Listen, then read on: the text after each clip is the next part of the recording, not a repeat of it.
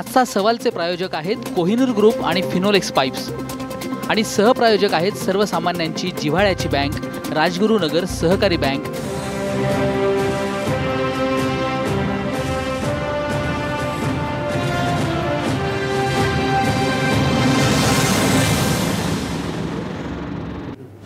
नमस्कार, मी आशिष जाधव। आजचा सवालमध्ये तुमचं स्वागत आहे। पुन्हा एकदा ईव्हीएम मधल्या छेडछाडीचा विषय पुढे आलेला आहे।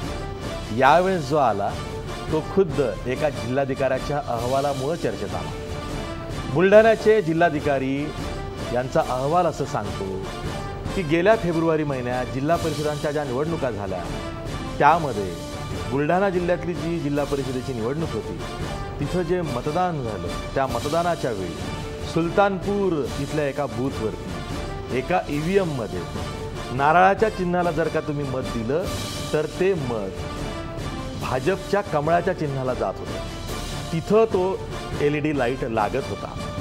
तक्रार केली गेली। पहिल्यांदा तक्रार घेण्यास नकार दिला। मग ही बाब इतर उमेदवारांच्याही लक्षात आली की अशा पद्धतीनं नारळाला दिलेलं मत हे कमळाकडे वळतंय। तेव्हा मग 1:30 वाजता तक्रार घेण्यात आली। तक्रार झाली आणि आता माहितीच्या अधिकारात जिल्हाधिकाऱ्यांचा अहवाल हा उघड झालेला आहे। त्यामध्ये हेही उघड झालेलं आहे की होय, अशा पद्धतीची छेडछाड गडबड त्या दिवशी झाली होती आणि सगळा वृत्तांत त्यांच्या अहवालात लिहिला गेलेला आहे। यावरून देशभरात आता हा प्रश्न विचारला चालला आहे की आधीपासून इतर पक्षाच्या ज्या तक्रारी होत्या की ईव्हीएम मध्ये छेडछाड होते, काही फेरफार होतोय आणि तो जाणीवपूर्वक केला जातोय, त्याचा फायदा एका विशिष्ट पक्षालाच होतोय, त्यातही सत्ताधारी पक्षाकडे सर्वजण बोट दाखवत होते, त्या गोष्टीला त्या बाबीला आता पुष्टी मिळाल्यासारखी शंका येते आहे। इतकं हे प्रकरण सध्या देशात गाजतंय। निमित्त झालंय बुलढाण्याच्या जिल्हाधिकाऱ्याचा तो अहवाल आणि ज्यांनी तो अहवाल माहितीच्या अधिकारात उघड केला त्या RTI कार्यकर्ते अनिल गलगली यांच्यामुळे। आपण याच विषयावरती चर्चा करणार आहोत। आपला आजचा सवाल बघा। फेरफार उघड झाल्यामुळे ईव्हीएमवर प्रश्नचिन्ह उपस्थित झालेत का? हे आपल्या आजच्या सवालमध्ये नेहमीप्रमाणे महत्त्वाचे मुद्दे आहेत ज्यावर आपण सविस्तर चर्चा करणार आहोत। या चर्चेत सहभागी होण्यासाठी खुद्द RTI कार्यकर्ते अनिल गलगली आहेत। तसंच आपकडनं जे ईव्हीएमचे काही एक्सपर्ट जे आपचे सदस्य झालेत आणि त्यांनी भरपूर काम केलं असे धनंजय शिंदे सुद्धा आहेत। आपल्या सोबत ज्यांच्या मतदारसंघात हा प्रकार उघडकीस आला ते मेहकरचे शिवसेनेचे आमदार संजय रायमुलकर आहेत।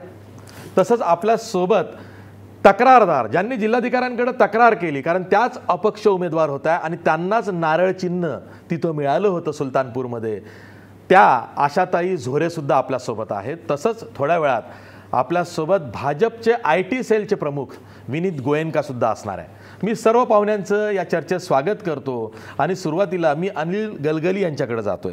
अनिल गलगली, तुमची RTI मला वाटतं रोज येत असतील त्याची उत्तरं।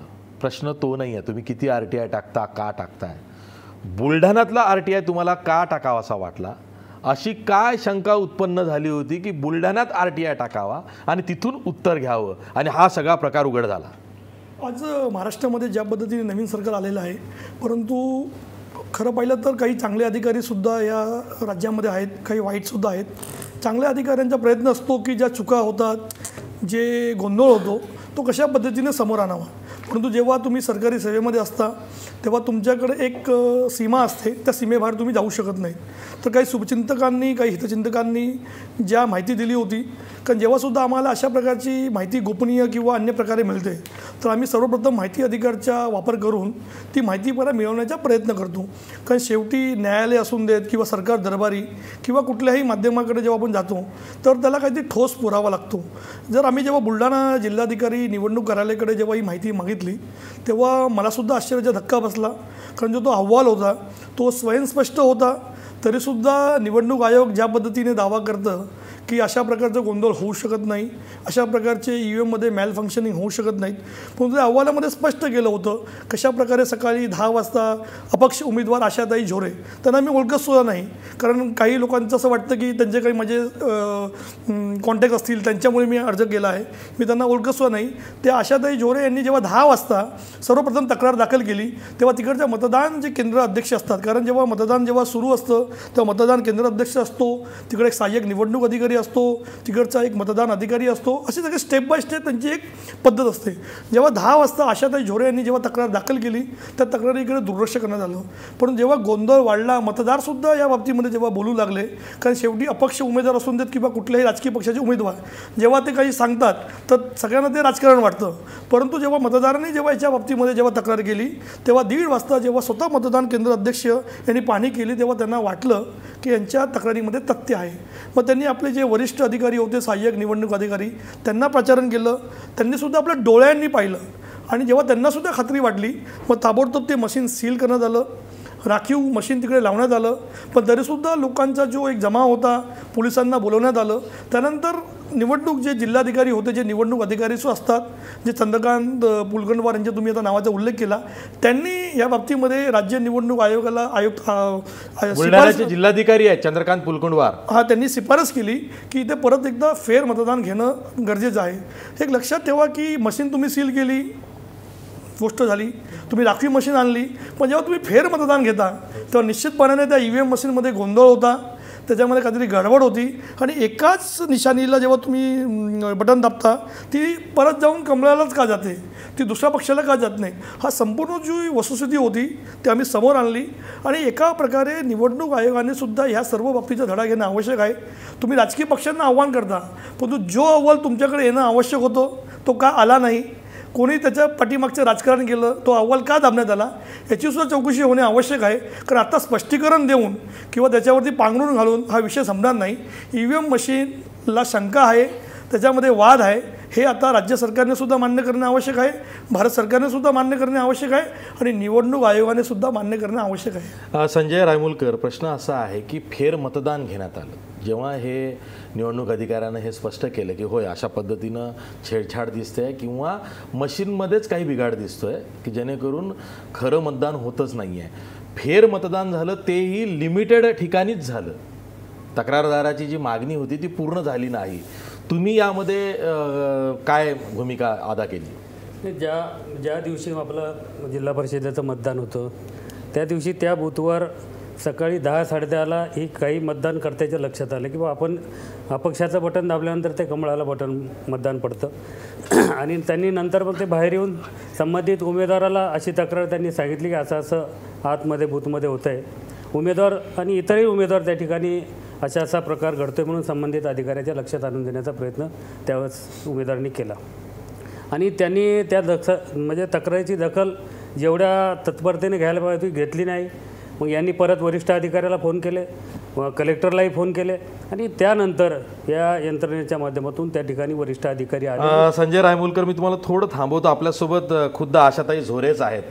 आशाताई झोरे, आजच्या सवालमध्ये तुमचं स्वागत आहे. तुम्ही तक्रार केली आणि हे प्रकरण पुढं आलेलं आहे जे आता कदाचित देशभर गाजणार आहे, कारण मोठ्या मोठ्या पत्रकारांनी, अनेक राजकीय वरिष्ठ नेत्यांनी या प्रकरणाचा गाजावाजा केलेला आहे, मग तो ट्विटरवरनं असू दे किंवा सोशल मीडियातनं असू दे, आणि केंद्रीय निवडणूक आयोगाला थेट प्रश्न विचारणं सुरू केलेलं आहे.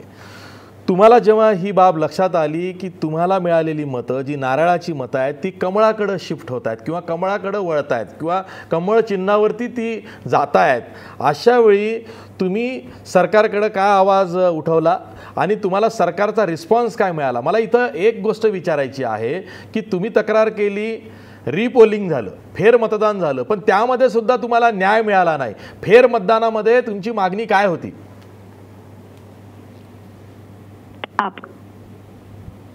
हा बोला. निवडणूक लढत आपला कॉल होल्डवर ठेवण्यात. हा, त्यांचा फोन आपला संपर्क तुटलेला आहे.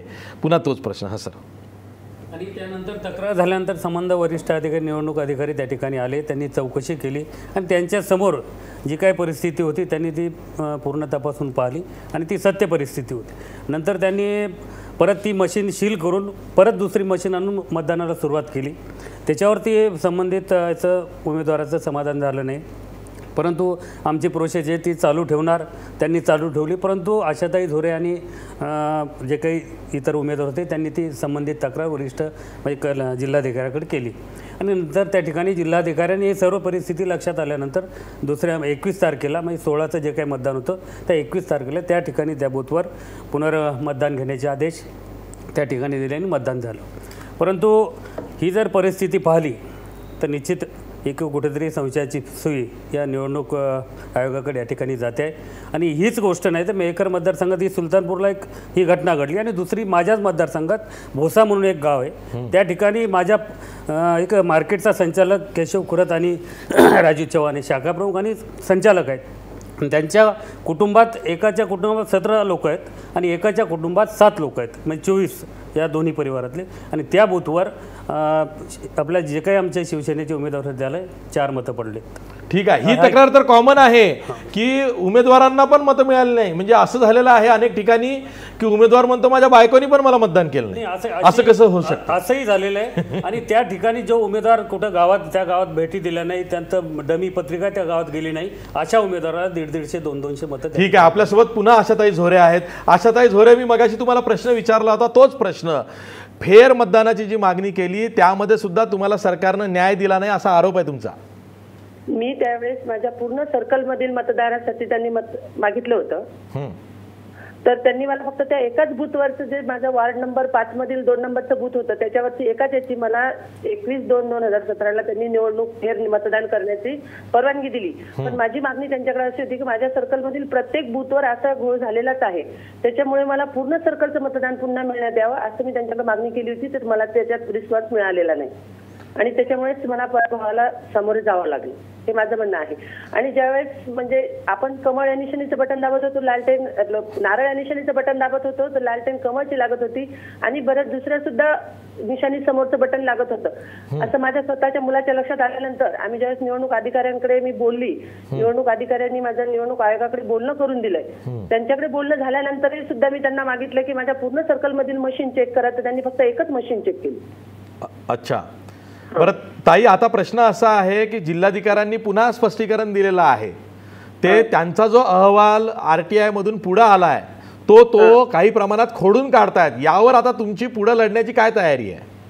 माझं एकच म्हणणं आहे, जो पारदर्शकता शब्द आपल्या महाराष्ट्रामध्ये सारखा सुरू आहे, तर पारदर्शकता ठेवूनच आता समोर मला न्याय देऊन माझ्या पूर्ण सर्कलमधील फेर मतदान व्हावं ही माझी मागणी आहे. पण ही मागणी असून उपयोग नाही, पण यासाठी तुम्ही काय लढा देणार आहात? मी जर कधी आता नाहीच मला न्याय मिळाला तर मी त्यासाठी आंदोलन करील, उपोषणाला बसील आणि न्यायालयात सुद्धा जाईल. न्यायालयातून मी न्याय मागेल. ठीक आहे, तुम्ही न्यायालयात न्याय मागणार असं म्हणताय, कारण आता हे प्रकरण पुढे आलेलं आहे. आता त्याला म्हणतात ना की ठिणगी पडलेली आहे, विचार प्रक्रिया सुरू झाली. हा बोला. त्याच दिवशी निवडणूक आयोगाने कबूल केल्यानंतरच ईव्हीएम मशीनला तिथे सील लागलं गेलेलं होतं. बरोबर. आणि ईव्हीएम मशीनला जर सील त्या दिवशी लागला याचा अर्थ निवडणूक आयोगाने स्वतः कबूल केले की आमची मशीन खराब आहे, मशीन मध्ये घोळ आहे, म्हणूनच त्यांनी फेर मतदान घेतलं. त्यांनी त्याच दिवशी कबूल केलं नसतं तर मला फेर मतदान मिळालं नसतं. म्हणजे याचा अर्थ निवडणूक आयोगाकडे पारदर्शकता राहिलेली नाही, हे मला म्हणायचं. अगदी बरोबर आहे, तुमचा आरोप अगदी स्पष्ट आहे, त्यावर देशभरात चर्चा होते आहे. मी एक ब्रेक घेणार आहे आणि ब्रेक नंतर अशा पद्धतीचे अनेक आरोप हे सर्वच पक्षांनी केलेले, जे विरोधी पक्ष आहेत त्यांनी केलेले आहेत. मग ते काँग्रेस असेल, समाजवादी पक्ष असेल, बहुजन समाज पक्ष असेल किंवा राजद असेल, सगळ्यांनी जे जे मुख्य विरोधी पक्ष आहेत त्यांनी अशा पद्धतीचे आरोप याआधी केलेले आहेत.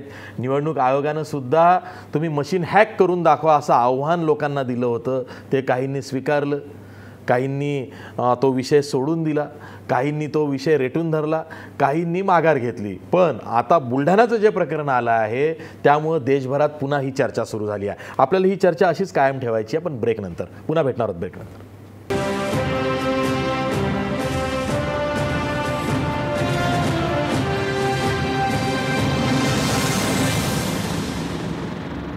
ब्रेकनंतर पुन्हा तुमचं स्वागत. आपल्यासोबत आपचे सदस्य धनंजय शिंदे आहेत. धनंजय शिंदे, तुम्ही हा आत्ता झालेला प्रकार ऐकलात, बघितलात, यांच्याकडची कागदपत्रही तुम्ही वाचलेली आहेत. अशाच पद्धतीनं तुम्ही सुद्धा आपनी भाजपवर आणि पर्यायानं निवडणूक आयोगावरती EVMमध्ये छेडछाड केल्याचा किंवा फेरफार केल्याचा आरोप केलेला आहे. मला तुम्हाला हाच प्रश्न विचारायचा आहे की आता ही जी बुलढाण्याची बाब समोर आलेली आहे त्यावरनं तुम्हाला तुमचे जुने आरोप उगाळायचा आहे की तुमच्या ज्ञानात आणखीन काही भर पडली आहे? नाही, प्रश्न जुने आरोप उगाळायचा नाही आहे. आम्ही म्हणजे सायंटिफिक किंवा टेक्निकलच बोलत होतो आणि मला वाटतं की आपल्या चॅनलवरचा हा दुसरा हे आहे आणि त्यावेळेस आम्ही विस्तृतपणे माहिती दिलेली. इनफॅक्ट मला असं वाटतं की हा जो प्रश्न आहे याच्यावर इलेक्शन कमिशनने जे डॉक्युमेंट्स दिलेले आहेत ECI.org या वेबसाईटवर, तर त्याच्यात त्यांनी क्लिअरली मेन्शन केलेलं आहे. आपण बघा, ज्या काही EVM वापरतो आहोत ह्या 3rd जनरेशन EVMs आहेत, ज्याला M3 असं म्हणतात.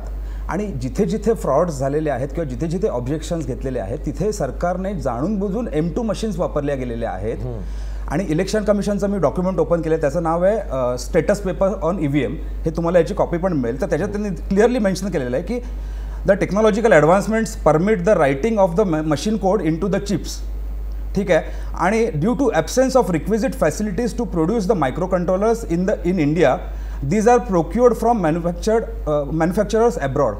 म्हणजे एकतर जे काही फर्मवेअर जे सॉफ्टवेअर असतं त्याच्यात आपण बदल घडवू शकतो. हे क्लिअरली इलेक्शन कमिशन ऑफ इंडियाने त्यांच्या व्हाईट पेपरमध्ये हे मान्य केलेलं आहे. हे आम्ही 4-5 महिन्यांपासून सांगतोय.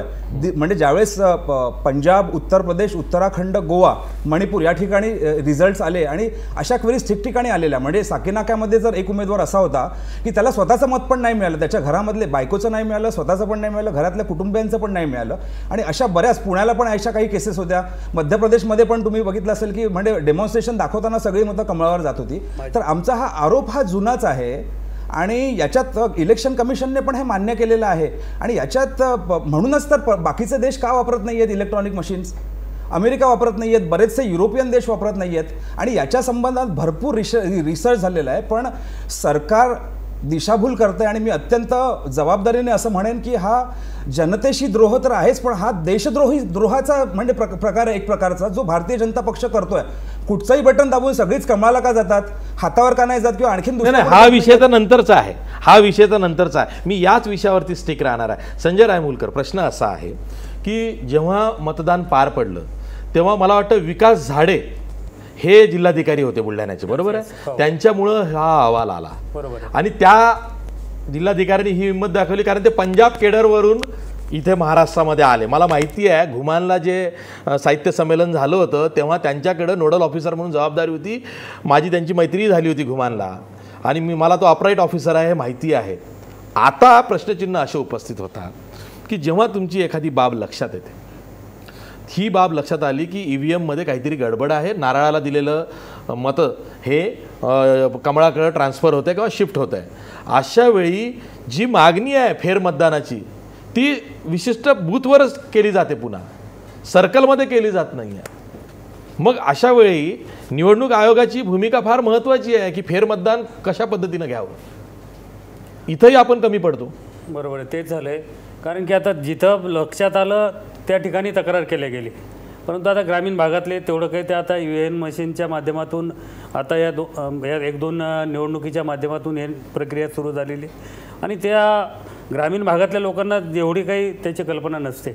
म्हणून हे आता या अशा पद्धतीने होत असेल तर अगोदर हे आमचे जे कार्यकर्ते बोललेत की हा देशद्रोहाचा निश्चित या ठिकाणी म्हणजे एक प्रकारचा गुन्हा आहे आणि निश्चितच असं जर होत असेल तर एक प्रकारची लोकशाहीवरती हा मोठा आघात. निवडणूक ही लोकशाहीच्या उत्सवाच्या प्रक्रियेतला एक महत्त्वाचा भाग आहे आणि जेव्हा आपण निवडणूक प्रक्रियेतून जात असतो तेव्हा आपण आपला मूलभूत अधिकार जो मतदानाचा आहे तो बजावत असतो आणि जो मतं घेत असतो तो सुद्धा मतं मिळवण्याचा अधिकार तिथं बजावत असतो. त्यामुळे आशाताई झोरे यांनी जी तक्रार केली तिचं निश्चितच स्वागत आहे, पण त्यातून जे पुढं आलेलं आहे आणि त्यावरती आता पुन्हा जिल्हाधिकारी स्पष्टीकरण देत आहेत आणि आधीची बाब खोडून काढतायत ते तुम्हाला सुद्धा खोटं पाडण्याचा प्रयत्न करतात. जी माहिती त्यांनी तुम्हाला RTI मधून दिली ती ते नाकारण्याचा प्रयत्न करतात. अनिल गलगली, खरं पाहिलं तर ज्या पद्धतीने जिल्हाधिकारी यांचं जे आता एक पद राहिलेलं आहे हे फक्त शोभेचे राहिलेलं आहे.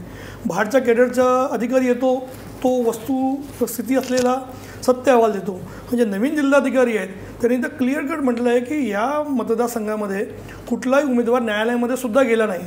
त्यामुळे हे EVMचं जे छेडछाडचं प्रकरण आहे त्याच्यामध्ये काही दम नाही. खरं पाहिलं तर सरकारने या बाबतीमध्ये धडा घेणं आवश्यक आहे. आमच्या मुख्यमंत्र्यांना सुद्धा आव्हान आहे, कारण आपण एक चांगले मुख्यमंत्री आहात, चांगल्या पद्धतीने काम करत आहेत. असे जेव्हा आरोप होतात तेव्हा एकंदरीत तुमच्यासुद्धा प्रतिमेवरती एक डाग लागतो. हे डाग तुम्ही पुसण्यासाठी तुम्ही याची चौकशी होणे आवश्यक आहेत. आणि मी सांगतो, देशामध्ये किंवा राज्यामध्ये ज्या पद्धतीने लोकांनी तक्रारी केल्या आहेत त्याच्या तक्रारीला कोणीही किंमत दिली नाही. म्हणजे ज्या पद्धतीने त्याला एक किंमत देणं आवश्यक होतं, त्या तक्रारीला गंभीरपणे घेणं आवश्यक होतं, ते निवडणूक आयोगाने घेतलं नाही. जेव्हासुद्धा निवडणूक आयोगाकडे आपण काही तक्रार करतो तो एकच फक्त पत्र लिहितो 2 लाईनचं, तुम्ही न्यायालयामध्ये जावा, तुम्ही न्यायालयामध्ये जावा. मग निवडणूक आयोग काय कामाचं? एकंदरीत हा जो सर्व प्रकार आहे, आमची एवढीच मागणी आहे की हा जो प्रकार घडला आहे ठीक आहे, पण भविष्यामध्ये अशा प्रकारचे प्रकार घडू नयेत यासाठी सरकारने किंवा निवडणूक आयोगाने. जिल्हाधिकारी चंद्रकांत पुलकुंडवार यांनी आता जे स्पष्टीकरण दिलेलं आहे, ज्यामध्ये तुम्हाला जी RTI मध्ये माहिती मिळालेली आहे, जी लेखी स्वरूपात मिळालेली आहे, ती अंशतः नाकारण्याचा प्रयत्न होत आहे. याबद्दल तुम्ही काय आवाज उठाना? त्याच्यामध्ये एकच आहे की त्यांनी जी माहिती दिली ती नाकारली नाही. त्यांचं फक्त एकच म्हणणं होतं की टेम्पर नाही झाला, कारण शेवटी EVM मशीनमध्ये छेडछाड करणं. हो, टेम्पर नाही तर काय, टेम्पर नाही तर काय, छेडछाड नाही तर काय, फेरफार नाही तर काय, नारळाला दिलेलं मत हे कमळाकडे जात होतं, हे त्यांच्या अधिकाऱ्यांनी मान्य केलेलं आहे. पण शेवटी राजकीय फेरमतदान झालंय तिथे, राजकीय दबाव असतो किंवा वरून जो दबाव. असा कसा दबाव असतो? आता ऐका, विकास झाडे यांचं मी सांगितलं, चंद्रकांत पुलकुंडवार यांचा जर का इतिहास बघितला तर ते सुद्धा कन्फर्ड IAS अधिकारी आहे. याआधी ते माजी मुख्यमंत्री अशोक चव्हाण यांचे PS म्हणजे प्रायव्हेट सेक्रेटरी किंवा OSD होते. सुरेश शेट्टी आरोग्यमंत्री असताना त्यांचे सुद्धा ते OS होते. त्यांनी सुद्धा अनेक मंत्री आणि मुख्यमंत्र्यांच्या हाताखाली काम केलेलं आहे. त्यांचंही हे आता कर्तव्य आहे की आपण दिलेल्या अहवालावरती ठाम राहिलं पाहिजे, कारण ते मंत्रालयातून फील्डवर गेलेले आहेत, म्हणजे कलेक्टर झालेले आहेत जिल्ह्याचे. त्यामुळे आता चंद्रकांत पुलकुंडवार यांची सुद्धा जबाबदारी वाढते आहे निश्चितपणे. कारण शेवटी कुठलाही अधिकारी अगर आपल्या सदैविक बुद्धीला जागून त्यांनी काही कामं केली तर असे प्रकार होत नाहीत. खरं पाहिलं तो जो अहवाल आहे तो स्वयंस्पष्ट आहे. स्वतः आशाताई झोरे यांचं म्हणणं आहे. आणि जेव्हा तुम्ही फेर निवडणूक घेता म्हणजे स्वतः निवडणूक आयोगसुद्धा कन्फर्म आहे की इथे काही ना काहीतरी गडबड झालेली आहे. त्याला तुम्ही आता कुठली नावं देणार? कारण शेवटी शब्दांचा खेळ आहे. नाही, हा विषय आता खूप दूरपर्यंत जाणार आहे. निश्चित. आता ज्यांनी कर्तव्यदक्ष राहून अहवाल दिला, ज्यामधनं ही बाब जगासमोर आली, देशासमोर आली, आता तेच जर काही गोष्ट नाकारायला निघाले तर मग यामध्ये राजकीय हस्तक्षेप होतोय हे स्पष्ट दिसतंय. आणि बोट साहजिकच सत्ताधाऱ्यांकडे जाणार आहे. त्यावर आपल्याला चर्चा करायची आहे, पण ब्रेक नंतर. पुन्हा भेटूया ब्रेक नंतर.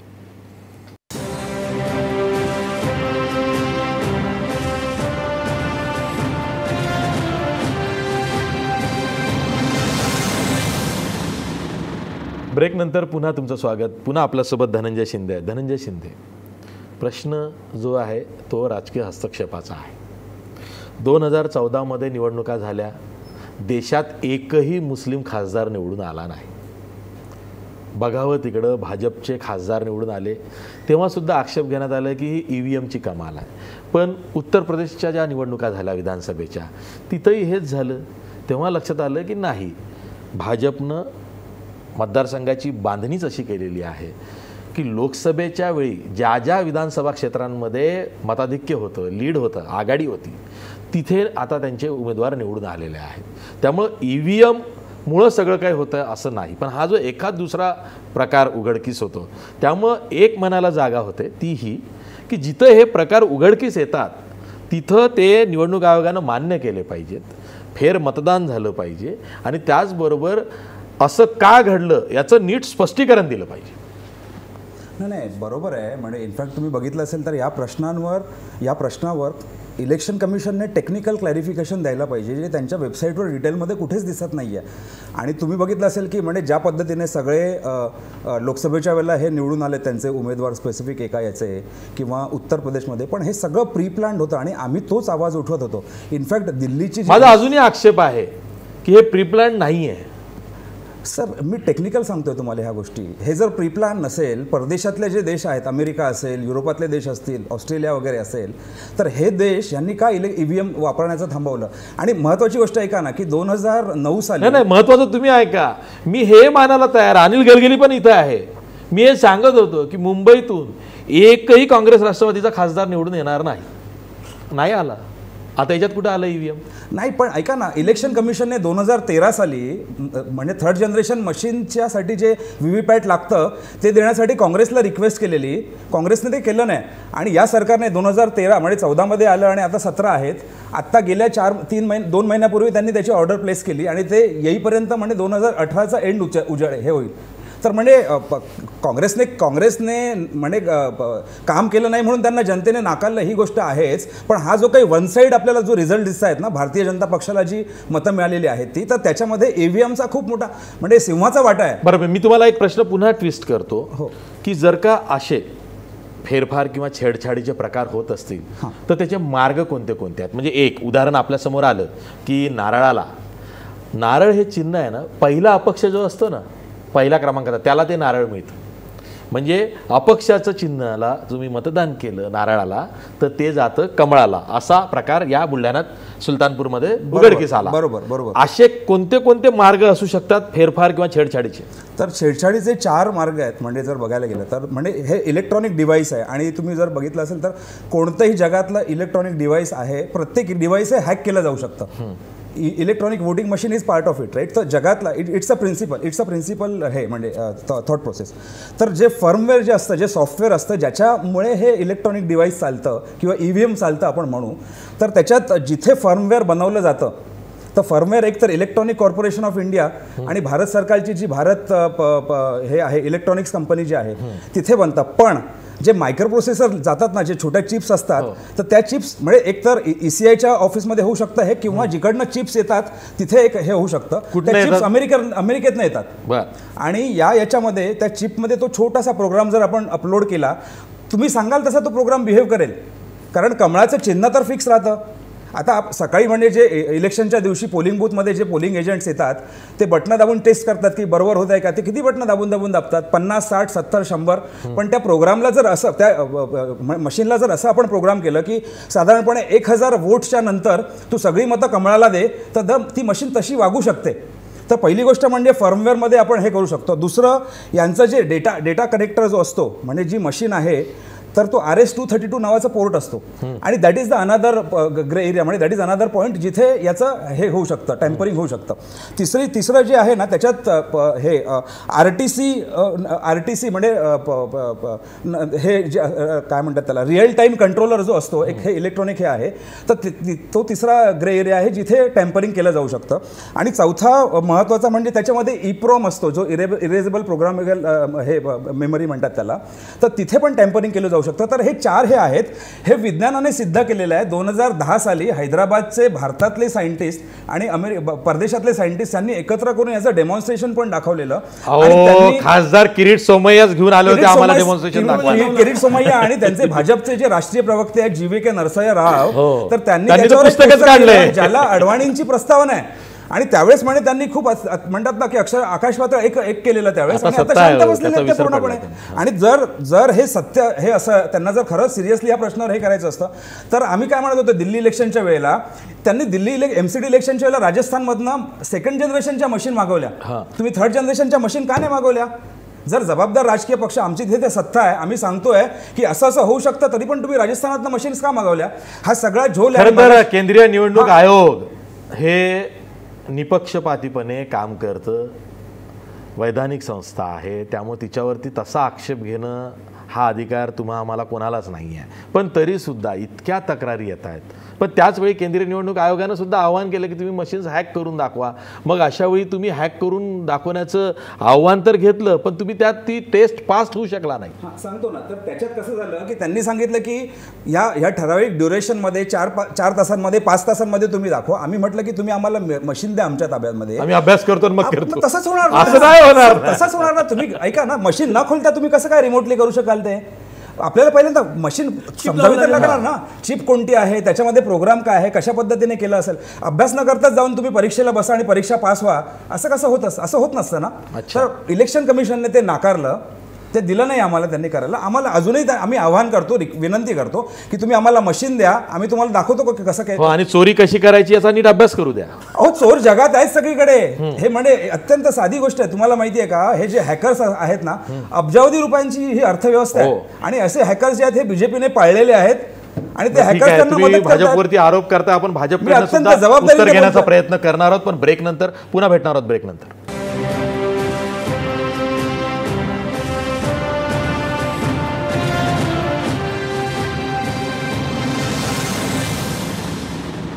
ब्रेकनंतर पुन्हा तुमचं स्वागत. आपल्यासोबत भाजपच्या IT सेलचे प्रमुख, ज्यांनी निवडणुकीत IT सेलचे प्रमुख म्हणून काम केलं, ते विनीत गोयनका आहेत. विनीत गोयनका, आजच्या सवालमध्ये तुमचं स्वागत आहे. आत्ता येऊन जाऊन भाजपवरती आरोप होतोय की बहुतेक EVMच्या छेडछाडीच्या प्रकरणांमध्ये भाजपवरच संशयाची सुई का जाते किंवा भाजपकडेच का बोट दाखवलं जातं. बुलढाणाच्या सुलतानपूरमधलं जे प्रकरण आहे तिथं सुद्धा अपक्ष उमेदवार ज्याचं नारळ चिन्ह होतं त्याला मतदान केल्यावरती ते मत आपसुकच कमळ चिन्हासमोर जात होतं, म्हणजे कमळाकडं जात होतं. तर भाजपकडंच संशयाची सुई जाते आहे.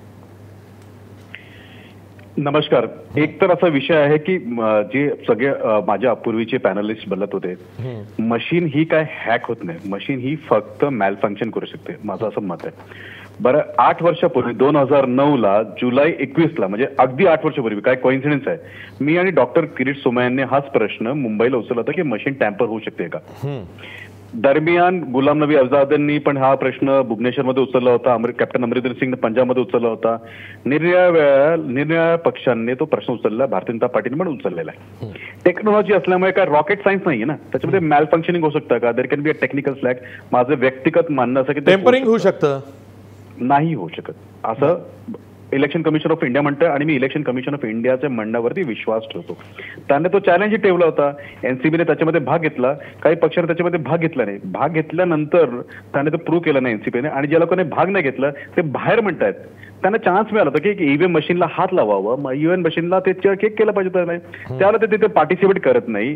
त्यांनी तिथे जेव्हा लेजिमेटली त्यांना ते चॅलेंज करायला मिळालं, ते चॅलेंज त्यांनी एक्सेप्ट केलं नाही. आणि बाहेर बसून नुसतं बोंबाबोंब करण्यात काय अर्थ नाहीये. एखाद्या टेक्नॉलॉजीमध्ये जर प्रॉब्लेम असेल तर ते प्रूव्ह करावा. विनीत गोयनका, हाच मुद्दा आता आपचे जे सदस्य आहेत ते स्वतः IT एक्सपर्ट आहेत, त्यांनी उपस्थित केला होता.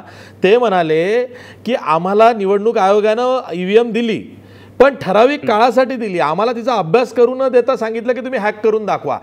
ती EVM आमच्याकडं द्यावी लागेल, आम्हाला सगळे पार्ट उघडून बघावे लागतील, त्यात काय काय आहे काय नाही, आणि मग तसा प्रोग्राम बनवून ते करून द्यावं लागेल. असं ठराविक काळात ते करता येत नाही म्हणाले.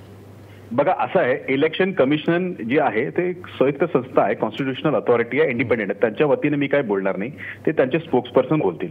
परंतु फक्त एक डिबेट करिता समजा बोलायचं असेल तर मी त्यांना विचारू इच्छितो किती तास त्यांना लागतील हे करायला. त्यांचा काय एक्सपिरियन्स जर असेल, ते खरोखर IT एक्सपर्ट आहेत आणि त्यांचं खरोखर म्हणणं असं आहे की ते हॅकेबल आहे, तर त्यांना किती तास लागेल, जर एक प्रश्नाचं उत्तर देऊ शकतात का ते सांगा. विनीतजी, तुम्ही स्वतः IT एक्सपर्ट आहात, कोणतंही इलेक्ट्रॉनिक डिव्हाइस हे हॅक होऊ शकतं हे तुम्ही मान्य करता की नाही मान्य करत? मी तुम्हाला जसं कोणतंही इलेक्ट्रॉनिक डिव्हाइस हॅक होऊ शकतं की नाही होऊ शकत हे तुम्ही मान्य करता की नाही करत हे सांगा मला पहिल्यांदा. तुम्ही नाही, माझा प्रश्न होऊ शकतं की नाही, तुमच्याच प्रश्नाचं उत्तर देतोय, पण तुम्ही या मूळ प्रश्नाचं उत्तर द्या मला की इलेक्ट्रॉनिक डिव्हाइस हॅक होऊ शकतं की नाही होऊ शकत.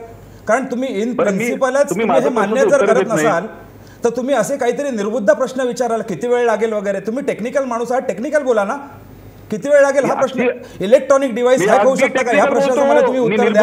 अगदी टेक्निकल, तुम्ही जे म्हणाले की 4 तास इलेक्ट्रॉनिक डिव्हाइस हॅक होऊ शकतं की नाही होऊ शकत हे सांगा मला तुम्ही. माझं प्रश्नाचं उत्तर पहिलं द्या.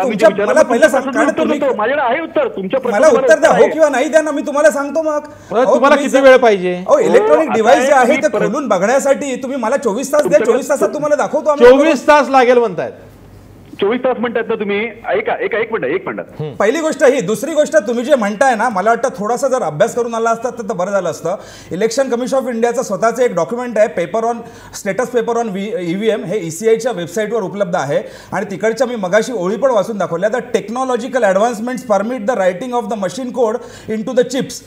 हे असं त्यांनी त्यांच्या व्हाईट पेपरमध्ये लिहिलेलं आहे. आणि दुसरं असं लिहिलेलं आहे की due to absence of requisite facilities to produce microcontrollers in India these are procured from manufacturers abroad. ह्यांनी क्लिअरली याच्यात लिहिलेलं आहे. आणि अब्रॉड म्हणजे अमेरिकेवरनं हे इम्पोर्ट होतात. आमचा आरोप हाच आहे की इथे हे प्रोग्राम्स जे फर्मवेअर्स ते मायक्रो प्रोसेसरमध्ये जेव्हा लोड होतात देर इज तिथे गडबड होते आणि जी केली गेलेली आहे. नॉन टेक्निकल बोलू नका किंवा म्हणजे भाषा. सर एकच मिनिट विनीत गोयनका उत्तर द्या. हा मी उत्तर देतो पण त्यांना थोडंसं ना. हो मी आवडतो ते बोलणार नाही तुम्ही बोला. 30 मिनिटं ते बोलत होते ना. हा नाही ते बोलणार नाहीत आता तुम्हीच बोला. असं आहे की जर माझा अभ्यास केला नाही हे त्यांना जर वाटत असेल ना ते ती त्यांची भूमिका आहे. माझ्या पक्षाला किंवा मला तसं वाटत नाही. माझा अभ्यास पूर्णपणे आहे आणि हा प्रश्न ते आज उचलत असतील ना आज ते राजकारणात आले असतील. 2009 मध्ये मी तो प्रश्न उचललेला होता. एक नंबर 2 24 तास जर त्यांना लागत असेल तर त्यांनी इलेक्शन कमिशनला सांगितलं पाहिजे होतं की आम्हाला तुम्ही 24 तासासाठी मशीन द्या. जर इलेक्शन कमिशन म्हणाल असतं की नाही आम्ही देत नाही मग तो प्रश्न आला असता. आणि समजा त्यांचं असं म्हणणं आहे की प्रत्येक मशीनला त्याला 24 तास लागत असेल तर असं आहे का ज्या लोकांनी ते टॅम्परिंग केलं असेल त्यांना ते 24 तास मशीन मिळाली का. याचा अर्थ त्याच्यामध्ये क्रिमिनल कॉन्स्पिरसी एक समजून घ्या. मशीनला जर कोणी टॅम्परिंग केलं तर ते क्रिमिनल कॉन्स्पिरसी आहे आणि त्याच्यावरती कायदेशीर कारवाई होऊ शकते. कोण करणार हे. ज्या लोक करणार आहे त्यांच्या विरुद्ध मी त्याच्यावर स्वतः येणार आणि केस फाईल करायला तयार आहे. मी स्वतः येतो. ठीक आहे. प्लीज 2 गोष्टी तुम्ही मिक्स करू नका. टॅम्परिंग आणि मॅल फंक्शनिंग. आणि इलेक्शन कमिशन आतापर्यंत फार जबाबदारीने काम केलेलं आहे. भारत एक फार जबाबदार गणतंत्र आहे ज्याच्यामध्ये एवढी सत्ता बदल झालेली आहे पण कधीही इथे ना इररिस्पॉन्सिबल बोललं गेलं नाही. मनमोहन सिंग जी हारलेत ते निघालेत. मोदीजी आलेत. याच्या पूर्वी अटलजी हारले होते ते निघाले आणि मनमोहन सिंग जी आलेत त्यांना कोणी एकामेकावरती आक्षेप घातलेला नाहीये. विनीत गोयनका तुम्ही आता म्हणालात की 2 वेगवेगळ्या गोष्टी आहेत. एक टेम्परिंग आणि दुसरं malfunctioning. Tampering related to technical tampering आणि माल फंक्शनिंग रिलेटेड टू म्हणजे मॅन्युअली. बरोबर नाही. मॅल फंक्शनिंग हे टेक्निकल असतं आणि टेम्परिंग म्हणजे हे कोणीतरी मुद्दामून केलेली बदमाशी असते. हा मग कशी असते टेम्परिंग कशी असते. टॅम्परिंग मला वाटत नाही की भारतामध्ये कोणी करेल आणि केली असेल हे माझं ठाम म्हणणं आहे. आणि माल फंक्शनिंग हो मॅल फंक्शनिंग टेक्निकली होऊ शकतं आणि ते त्यांनी एक्सेप्ट केलं म्हणून त्यांनी मशीन चेंज केलं. त्या ठिकाणी मशीन चेंज केली नसती तर आपण म्हणालो असतो की त्यांनी मॅल फंक्शनिंग केलेल्या मशीनला सुद्धा बदललं नाही. आणि ते पहिली घटना नाहीये. 2009 मध्ये चंद्रपूरमध्ये 16 नंबरच्या बूथमध्ये झालेलं ते आणि त्यावेळेला भाजपने आक्षेप घेतला ते मशीन बदलली आणि आम्ही तो निर्णय पाळला की नाही. बघा असं आहे दिल्लीमध्ये 67 आमदार आलेत आपचे. हे सगळे का टॅम्परिंग करून आलेले आहेत का. म्हणजे टॅम्परिंग म्हणजे मोठ्या प्रमाणात होते असं तुम्हाला म्हणायचं आहे. नाही एखाद्या राज्यासाठी नाही. मी तुम्हाला सांगू का टॅम्परिंग होत नाही असं माझं ठाम मत आहे. मॅल फंक्शनिंग होऊ शकतं आणि मॅल फंक्शनिंग मशीन्स करतात.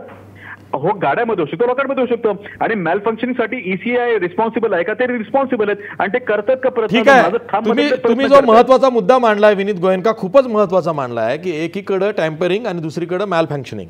टॅम्परिंग जर का होत असेल तर ते खूप मोठ्या प्रमाणात एखाद्या संबंध निवडणुकीसाठी होतं असं त्यांचा म्हणण्याचा अर्थ होतो. आणि माल फंक्शनिंग हे ठराविक जसं सुलतानपूरमध्ये झालं दॅट इज माल फंक्शनिंग.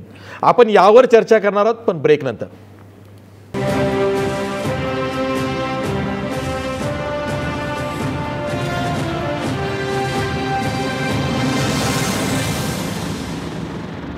ब्रेक नंतर पुन्हा तुमचं स्वागत. आत्ता सध्या जे टेम्परिंग आणि माल फंक्शनिंगवरनं जो वाद चाललेला आहे त्या संदर्भातच तक्रारदार आशाताई झोरे यांना काही बोलायचं आहे. आशाताई तुम्हाला काय विचारायचं होतं नेमकं विनीत गोयनकांना. विचारायचं मला आपल्याला हे सांगायचं होतं की आता सांगितलं की मशीन ऍक्ट करा. मशीन ऍक्ट करण्यापेक्षा मला एक सिद्ध झालं होतं की मध्ये आणि ती मशीन त्यांनी मान्य केल्यामुळेच नंतर झालं. आता आपण चर्चेला बसले इथे मतदारसंघ रायमुलकर साहेब देखील आहेत. माझ्या गावापासून आणि मतदारसंघापासून माझ्या सर्कलच्या 10 किलोमीटरच्या अंतरावर आणि स्थानिक खासदार सुद्धा जिल्ह्याचे 10 किलोमीटरच्या अंतरावर राहतात. आणि ज्यावेळेस तक्रार केली त्यावेळेस शिवसेनेने महाराष्ट्रात कुठलीही तक्रार केली आणि जिल्ह्यात तक्रार केली नाही. असं बऱ्याच ठिकाणी घडलं. हे सगळे मतदार परवानगी होती. मग शिवसेना का नाही तक्रार करत मला हे म्हणायचं. ठीक आहे. ते म्हणते शिवसेना काय गप्पा आहे. शिवसेना काहीच मागणी करत नाही असं आशाताई म्हणतायत. रायमुलकर आणि 10 ठीक आहे आशाताई तुमचा आवाज ब्रेक होतोय जरा थांबा. हा बोला. तक्रारी आमच्याही उमेदवारांनी तक्रार केलेली आहे परंतु त्या माहितीच्या अधिकारात मागितली हीच माहिती त्यांनी दिली आम्हाला. हो का. आणि एक तर ते सांगतात बघ निवडणूक आयोगाकडे तुम्ही एक तर इलेक्शन पिटिशन दाखल करा त्याच्यानंतर आपण या मशीनची चौकशी करू. आमचं तर स्पष्ट मत आहे असं मत आहे की आता सत्य दूध का दूध पाणी का पाणी क्लिअर. मशीन कलेक्टर ऑफिसमध्ये जमा आहेत आणि एकदा होऊन जाऊ त्यांना चौकशी. यांना जी माहिती दिली तीच कलेक्टर ऑफिसला तुम्हालाही दिलेली आहे. हो, आणि आता तेच कलेक्टर जर का ती माहिती नाकारत असतील तर मग तुम्ही आवाज नाही उठवणार? उठवणारच नाही. तर पण माझं म्हणणं, माझं वैयक्तिक माझ्या पक्षाची भूमिका सांगतोय की आता दूध, मी अगोदर बोललो की दूध का दूध का पाणी का पाणी, आता मशीन कलेक्टर ऑफिसमध्ये आहेत आणि जर चौकशीच करायची तर आज सुरुवात होऊन जाते ना आपल्या जिल्ह्यापासून, बुलढाण्यापासून. अगदी बरोबर. मेकरचे आमदार आहेत शिवसेनेचे संजय रायमुलकर यांनी मागणीच केलेली आहे की या प्रकरणाची आता सबंध चौकशी झाली पाहिजे. कलेक्टरच्या अहवालानं आता चौकशीला तोंड फोडलेलं आहे. सरकारनं किंवा निवडणूक आयोगानं गप्प बसू नये, नाहीतर हा सगळा प्रकार हा आता न्यायालयात जाऊ शकतो. कारण तक्रारदार आशाताई झोरे सुद्धा म्हणतायत त्यांना न्याय नाही मिळाला तर त्या न्यायालयाचा दरवाजा ठोठावणार आहेत. प्रश्न असा आहे की आता चौकशी लागणार आहेत का? अनिल गलगली आपल्यासोबत, विनीत गोयंका पण आहेत. प्रश्न असा आहे की वेळोवेळी हे EVMच्या संदर्भातले आरोप प्रत्यारोप होत आले. निवडणूक आयोगानं सुद्धा सर्व राजकीय पक्षांना हॅक करून दाखवा म्हणून आव्हान दिलं. काहींनी ते स्वीकारलं, काहींनी स्वीकारलं नाही किंवा काही कमी पडले. पण आता हे जे प्रकरण उघडकीस आलेलं आहे त्यानंतर तुम्ही तुमच्या पातळीवरनं, कारण गेल्या 2-3 वर्षामध्ये सातत्यानं जर का RTIचा भडीमार मुंबईतून कोणी मारला असेल तर त्यात तुम्ही सर्वात आघाडीवरती आहात. RTI कार्यकर्ते म्हणून तुमचं सुद्धा एक महत्त्व आहे. तर तुम्ही निवडणूक आयोगाकडे काही मागणी करणार नाही का? आम्ही निवडणूक आयोगाकडे मागणी केलेली आहे आणि मी काही आमदार आणि खासदारांना सुद्धा विनंती केलेली आहे. आजच काँग्रेसचे जे आमदार आहेत संजय दत्त यांनी विधान परिषदमध्ये हा प्रश्न उचलला आणि रामराजे निंबाळकर सभापती यांनी सरकारला स्पष्टीकरण देण्याचे आदेश दिलेले आहेत. खरं पाहिलं तर आता सर्व राजकीय पक्षांनी एकत्र येऊन EVM मशीन नको असा एकदा सूर लावला तरच हे प्रकरण काहीतरी सोक्षमोक्ष लावू शकतो. कारण पुन्हा देशामध्ये अशा प्रकारच्या तक्रारी वाढलेल्या आहेत आणि स्वतः जसं तर शिवसेनेने मागणी केलेली आहे, मला भारतीय जनता पार्टीला सुद्धा आव्हान करायचं आहे की जी मशीन आता कलेक्टर ऑफिसमध्ये आहे त्याला कोणी हॅक करू शकत नाही, आता त्याला कोणी छेडछाड करू शकत नाही, त्याला माला फॅक्शन करू शकत नाहीत. तर याची चौकशी का करत नाहीत? त्या मशीनमध्ये काय एवढं सत्य दडलं आहे? ठीक आहे. आपल्यासोबत विनीत गोयंका, चौकशी होऊन गेला, चौकशी झाली तर दूध का दूध पाणी का पाणी होईल आणि संबंध देशासमोर एक चांगला आदर्श निर्माण होईल. चौकशी झालीच पाहिजे. आणि जर आमदारांनी किंवा तिथल्या स्थानिक जे जिंकलेले उमेदवार असतील किंवा हारलेले उमेदवार असतील किंवा RTIचे ऍक्टिव्हिस्ट असतील त्यापैकी कोणी जर कोर्टात गेलं तर कोर्ट त्याचा आदेश देणार. तर त्याच्यामध्ये काही वादच नाहीये, है ना. एक नंबर 2, कोर्ट में जाना इतना आसान है क्या? कोर्ट खर्चा कौन करे? कल आप ही सवाल पूछेंगे कि पैसा कहाँ से लाया? कोर्ट में क्यों? सरकार खुद भूमिका ले सकती है. सरकारी स्वतः भूमिका घेणं आवश्यक आहे. आज रामराजे निंबाळकर सभापती साहेबांनी, मैं अगर बोलूंगा तो मेरा जवाब मिलेगा. मी जर उत्तर दिलं तर बोला दिलं नाही ना. कारण तुम्ही राजकीय पक्षात जर काम केलं तुमच्या लक्षात येईल की राजकीय प्रक्रिया अशा आहे की माझं मत मी मांडू शकतो. इलेक्शन कमिशनने काय करावं, कोर्टाने काय करावं हे मी ठरवू नाही शकत ना. त्यांना बोलू द्या. विनीत गोयंका तुम्ही कंटिन्यू करा. मी उत्तर सोड देतो की समजा मी एज्युकेटेड पार्टी असेल तर मी कोर्टात जाईन. आणि मला असं वाटतं की इलेक्शन कमिशन हा फारच ना इंडिपेंडेंट ऑर्गनायझेशन आहे. आजपर्यंत इंडिपेंडेंटली त्यांनी काम केलेलं आहे. आम्ही ज्या वेळेला हारलं त्या वेळेला आम्ही ते हार स्वीकार केला. आमचे 2 खासदार होते की त्यावेळेला आम्ही ते स्वीकार केलं होतं. आज आमचे जास्त लोक आले त्याच्यावर आमचा आनंद आहे. पण आम्ही कधी कुठल्याही मॅलफंक्शनिंगला सपोर्ट करणार आहे. एक. नंबर 2 गोष्ट, ही जर मशीन बरोबर नसेल तर मला तुम्ही सांगा बाकीच्या मशीन बरोबरच असतील त्याचा तरी तुम्ही खुलासा करा. समजा तुम्हाला वाटत की सगळ्याच मशीन खराब झालेत तर किती वेळ किती लोकांना मिळाला? जसं ते आमचे रिप्रेझेंटेटिव्ह म्हणत होते की बाबा त्या लोकांना कमीत कमी 24 तास पाहिजे. म्हणजे 24 गुणेला किती मशीन वरती त्या टेम्पररी बसले असतील? शक्य आहे का ते? एकच मशीन 24 तासात चेक सिद्ध करून दाखवू तुम्हाला ते. हो, तुम्ही मग त्यावेळेला तुम्ही भाग का नाही घेता हॅकेथॉनमध्ये? हॅकेथॉनमध्ये मशीनला टच करायला खोलायला अलाव नव्हतं केलं. तुम्हाला माहितीये का ती प्रक्रिया कशी पार पडली? तुमचं म्हणणं असं आहे की बाकीच्या सगळ्या मशीन उघडल्या गेल्या. तुमचं असं मत आहे की ज्या ज्या मशीन खराब झाल्या त्या सगळ्या मशीन उघडल्या गेल्यात. म्हणजे खराब मशीन बद्दल म्हणतच नाहीये. कोणती मशीन द्या ज्याच्याबद्दल आहे तुम्हाला आम्ही सिद्ध करून दाखवतो. हे तुम्हाला 2013 साली इलेक्शन कमिशनने सांगितलेलं तुमचं सरकार 2014ला सत्तेवर आलं. त्यांना पूर्ण करू द्या. एक मिनिट माझा बोलू तरी द्या. हो, तुम्ही मला बोलायला दिलं नाही तर तुमचं ते हे लक्षात येते की तुम्ही थोडेसे फ्रस्ट्रेटेड आहात. तुमचं म्हणणं असं की हात लावल्याशिवाय उघडल्याशिवाय तुम्ही करू शकत नाही. त्याचा अर्थ असा की बाकी सगळ्या मशीन उघडलं गेलं होतं. हो, मशीन उघडलं गेलं म्हणजे तिथले ना ट्रेझरी जे आहे ते तोडलं गेलं. म्हणजे ती कॉन्स्पिरसी झाली की जर असं झालं असेल मी तुमच्या बरोबर उभं राहीन. जर कॉन्स्पिरसी झाली एखाद्याने मशीन उघडलं असेल तर मी आणि माझा पक्ष तुमच्या बरोबर उभं राहील. ठीक आहे. ही भाजपची स्पष्ट भूमिका आहे. अशा पद्धतीने होत असेल तर ते तुमच्या बरोबर उभे राहतील. Responsible when you make a statement. Do you want to say that the entire election commission is fraud? नाही ठीक आहे ठीक आहे. इलेक्शन कमिशन ही स्टॅट्युटरी बॉडी आहे, वैधानिक संस्था आहे, तिच्याविषयी आपण तसं बोलूच शकत नाही. बरोबर आहे तुमचं विनीत गोयंका. मी एक ब्रेक घेणार आहे आणि ब्रेक नंतर मी हाच प्रश्न विचारणार आहे, सर्व प्रेक्षकांना कळावं यासाठी सोप्या भाषेत विचारणार आहे. एका मशीनमध्ये हा फेरफार झाल्याचं किंवा ही छेडछाड झाल्याचं लक्षात आलं म्हणून फेरमतदान झालं. असे अनेक मशीन्स असू शकतात, असे अनेक बूथ असू शकतात, असे अनेक सर्कल असू शकतात, अशा अनेक कॉन्स्टिट्युएन्सीज असू शकतात की जिथं अशा पद्धतीचे छेडछाड किंवा फेरफार झाली पण ती कोणाच्या लक्षात आली नाही. हाही मुद्दा आहे, यावरही चर्चा करायची आहे, पण ब्रेक नंतर.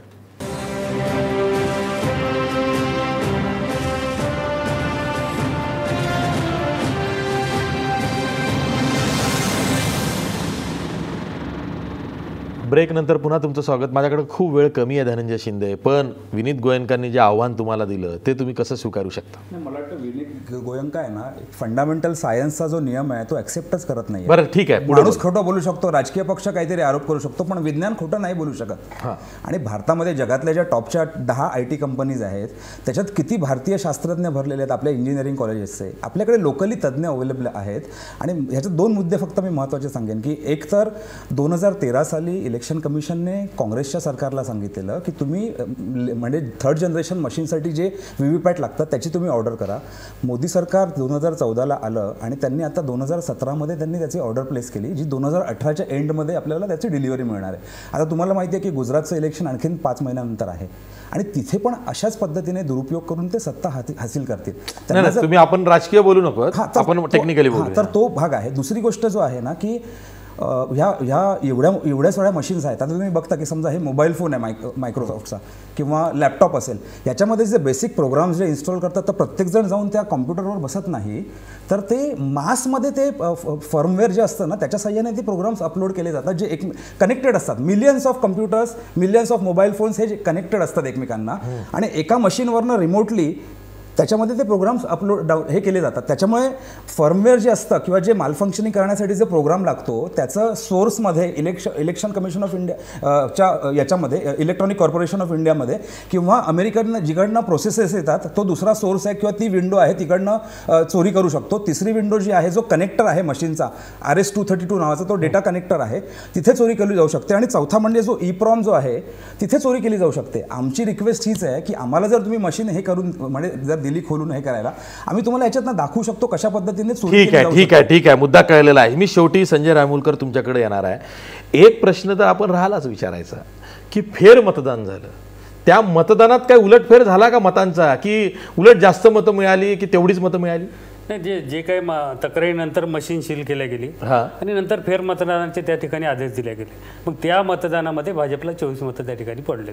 म्हणजे 24 मतं म्हणजे आधीपेक्षा कमी पडली. आता ते अगोदरचं काही म्हणजे मोजल्या गेलेच नाही.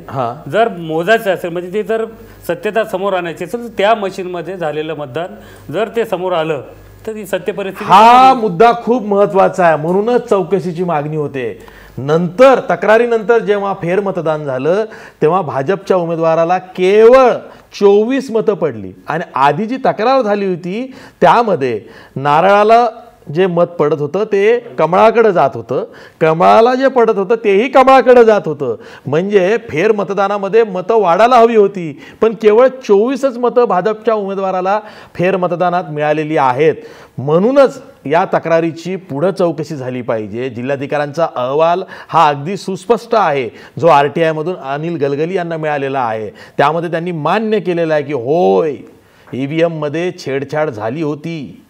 आता इथून पुढं राज्य सरकार असेल, केंद्र सरकार असेल, केंद्रीय निवडणूक आयोग असेल, राज्य निवडणूक आयोग असेल, या सर्वांचं कर्तव्य आहे की या प्रकरणाची सखोल चौकशी करावी आणि दूध का दूध पाणी का पाणी करावं. आज आपण इथंच थांबूया. जाता जाता आपला प्रश्न बघा. फेरफार उघड झाल्यामुळं EVM वर प्रश्नचिन्ह उपस्थित झालेत का? 87% लोक म्हणतायत होय, EVM वर पुन्हा प्रश्नचिन्ह उपस्थित झालेत. आज इथंच थांबूया. पाहत राहा महाराष्ट्रवर.